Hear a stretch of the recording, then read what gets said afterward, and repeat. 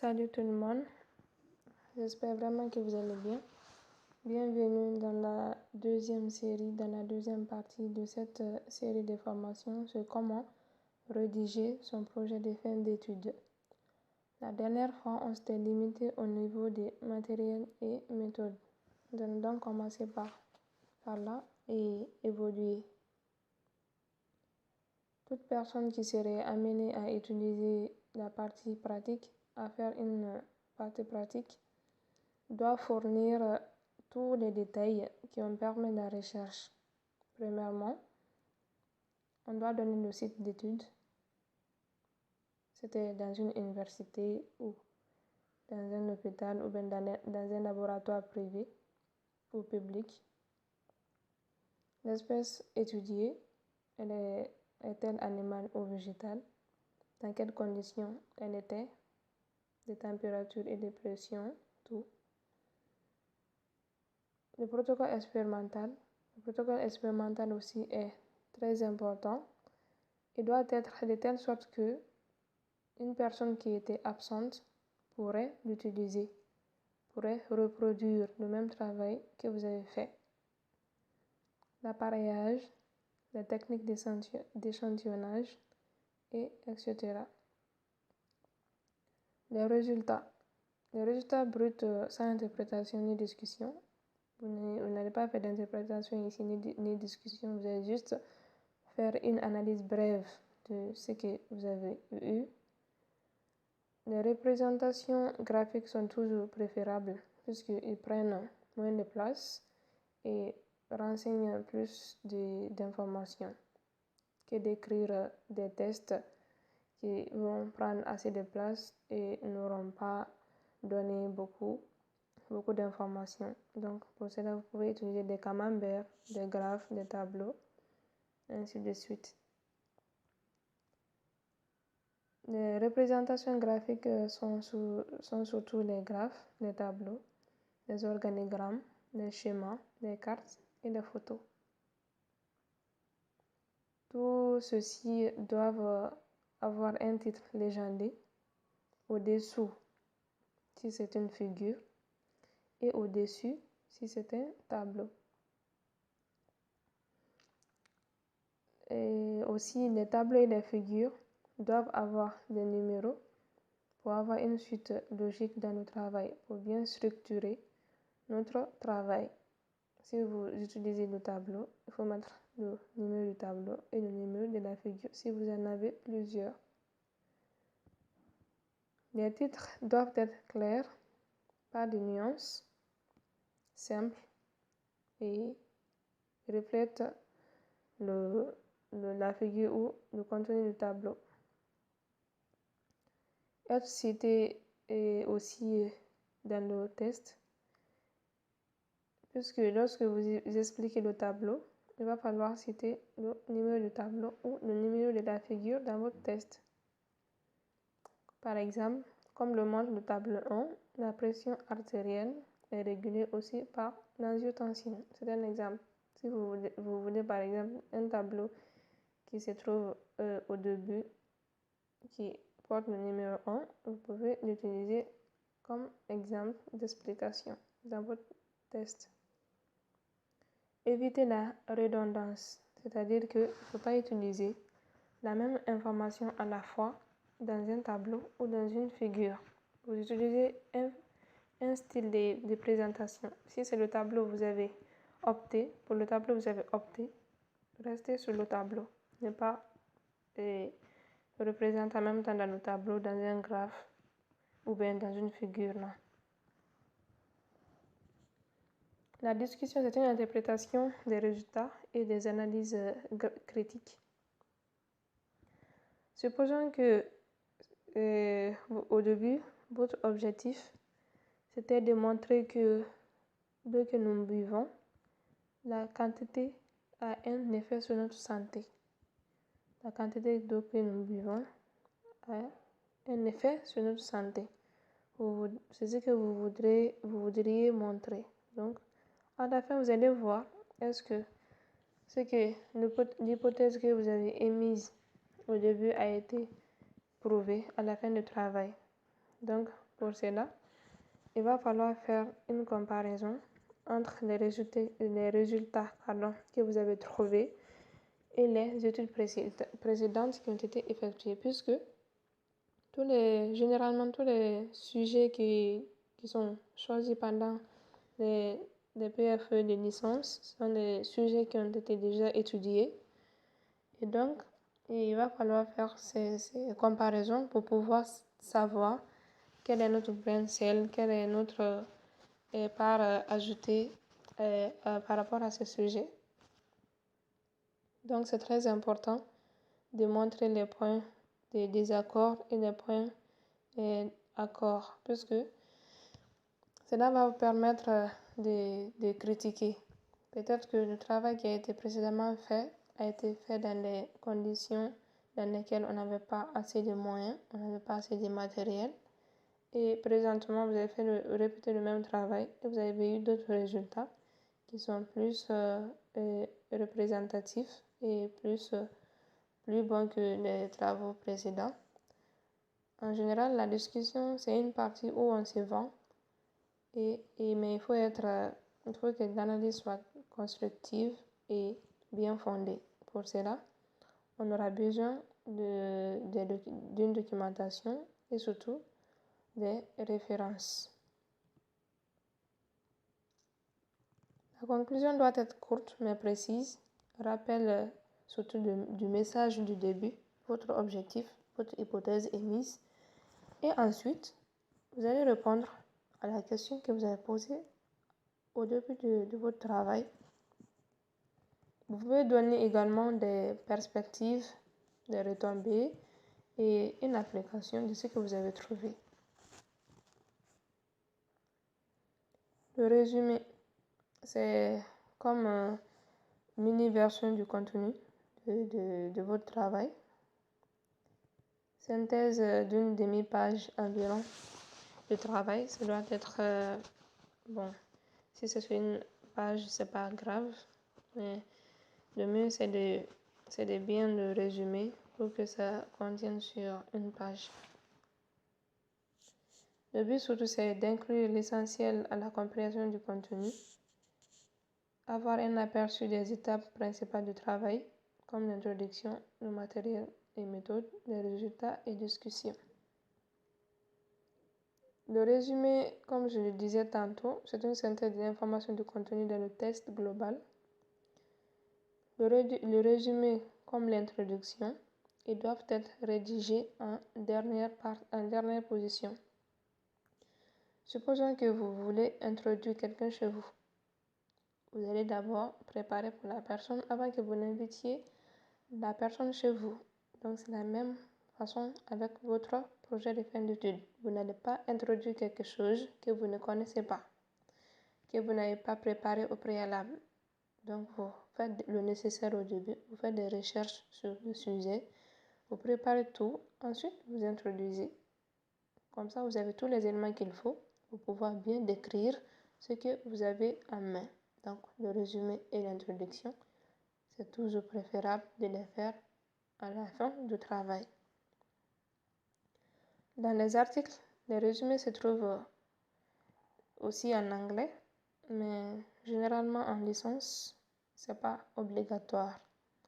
Mais bon, je sais pas. Peut-être que dans certaines universités, ça peut être exigé. Pour nous, c'était pas le cas. Si c'est le cas, il va falloir que vous vous débrouillez. C'est une occasion pour moi de vous dire, de vous encourager à l'apprentissage de l'anglais, puisque tout chercheur ou bien toute personne utilisant des communications scientifiques actuellement, c'est en anglais que vous pouvez trouver de bonnes informations. Et les articles et les résumés sont toujours placés au tout début. Et pour ceux qui n'ont pas vu ma première vidéo, il faut aller sur la première vidéo, vous allez voir l'hiérarchie de la structure du plan, comment classer le résumé, le sommaire, l'introduction, la discussion, ainsi de suite. Les mots-clés sont des mots qui sont informatifs et qui sont très importants, qui sont placés après le résumé en bas de la page. Et ils aident surtout à cerner le sujet traité. Le titre est généralement aussi écrit en dernière position.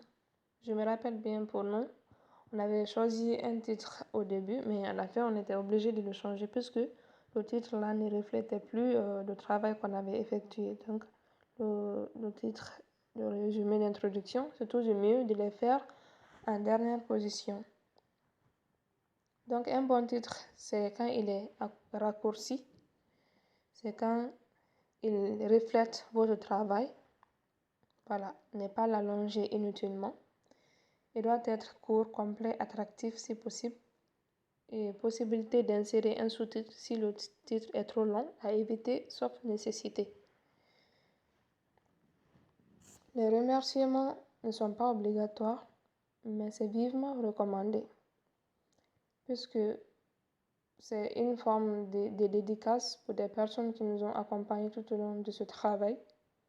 Ça peut être vos parents, vos amis, vos professeurs, ainsi de suite.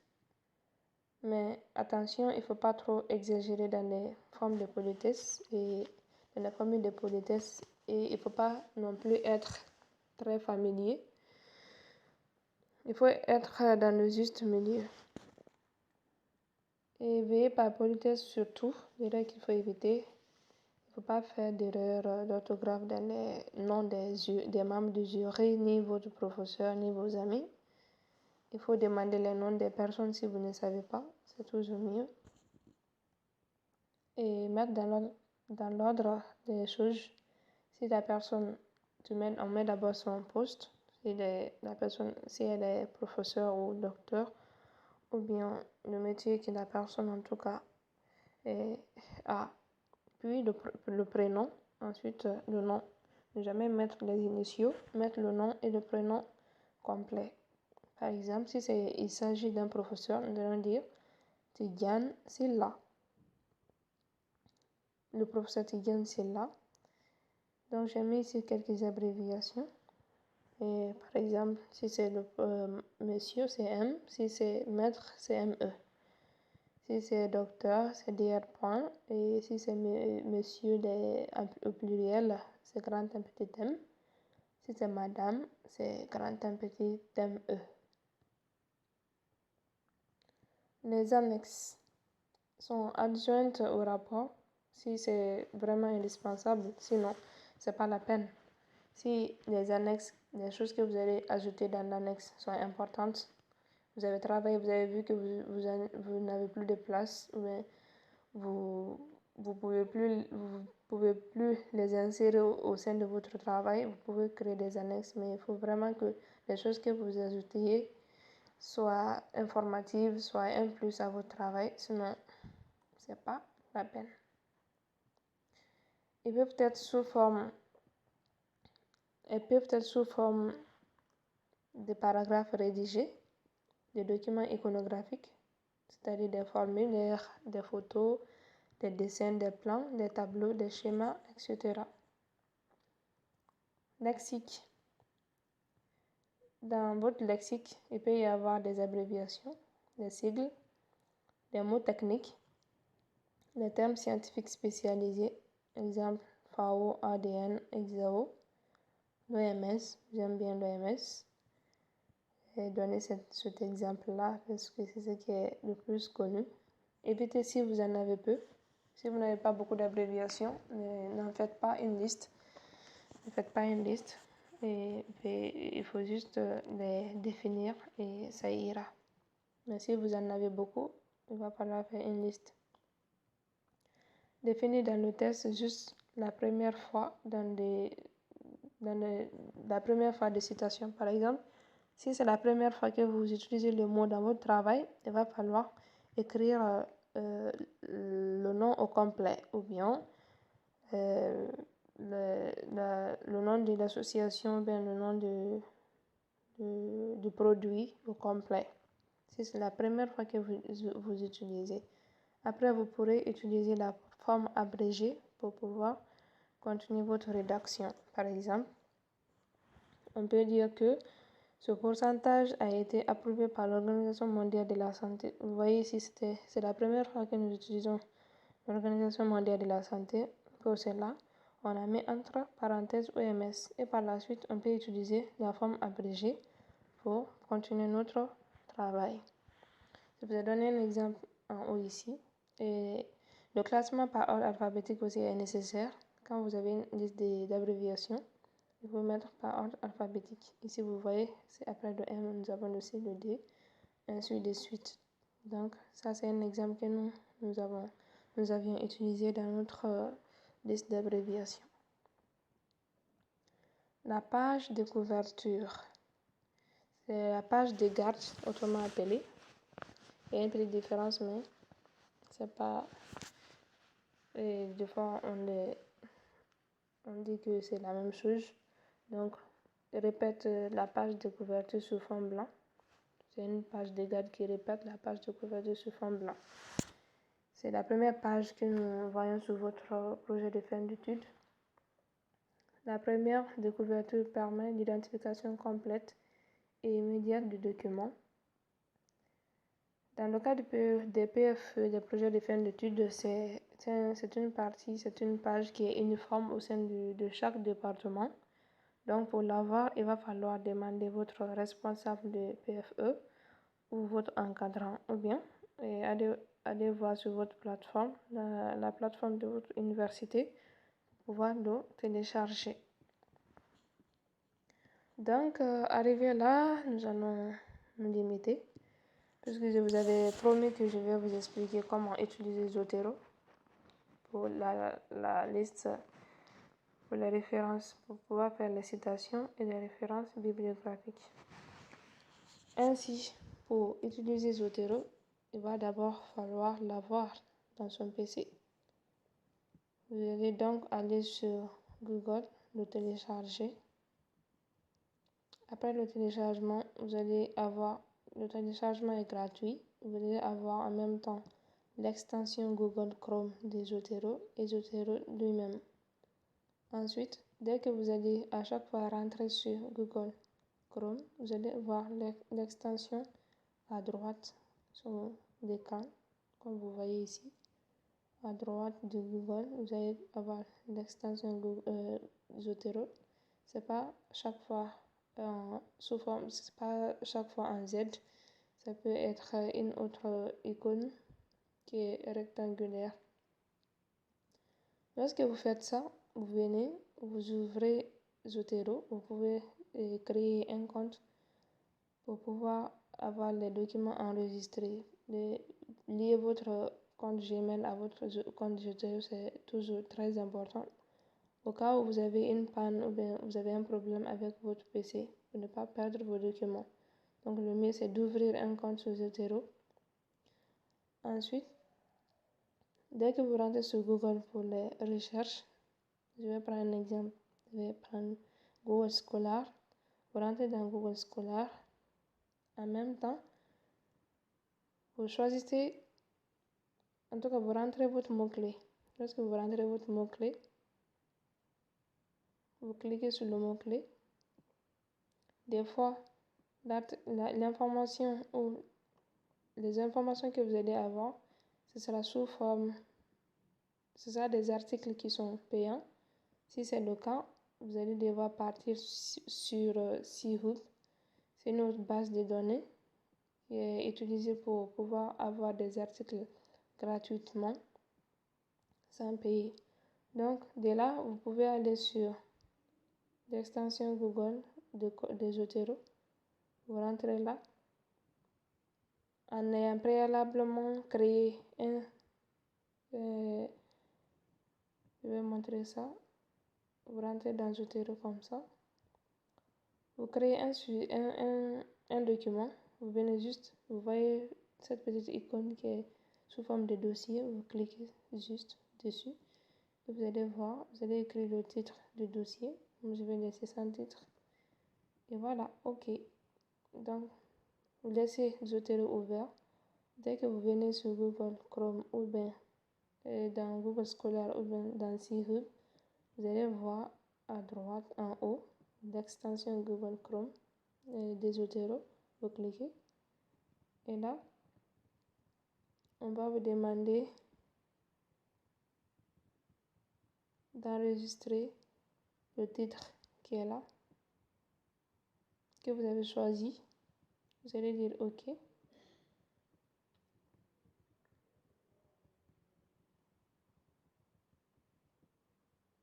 Et voilà. Vous allez venir voir dans Zotero le document que vous avez enregistré.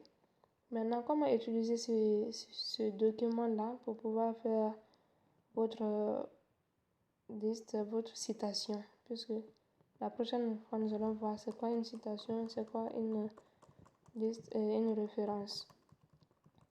Donc, pour pouvoir faire votre citation, vous devez rentrer dans Word. Déjà dans Word, quand vous rentrez dans Word, vous allez voir en haut, c'est écrit Zotero. Vous rentrez dans Zotero et vous allez voir à gauche, en haut à gauche, Add Edit Citation, Add Edit Bibliographie. Donc, si vous avez besoin d'une citation, vous cliquez sur la citation et automatiquement vous choisissez le document, la forme que vous voulez. Parce qu'il y a plusieurs formes. Le mieux, c'est de choisir la forme américaine. Et en connaissant préalablement le document que vous devez insérer, donc vous devez insérer la référence. Donc vous cliquez sur OK. Et ici, vous allez choisir vue classique. Vous allez venir rentrer dans votre dossier.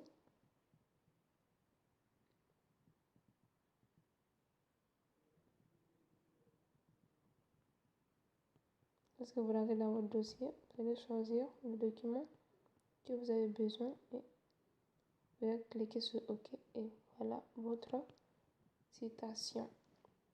Si c'est une liste bibliographique, vous allez cliquer sur Add Edit Bibliographie et ensuite vous allez ajouter votre liste bibliographique. Voilà, j'espère vraiment que ce tuto va vous aider à quelque chose.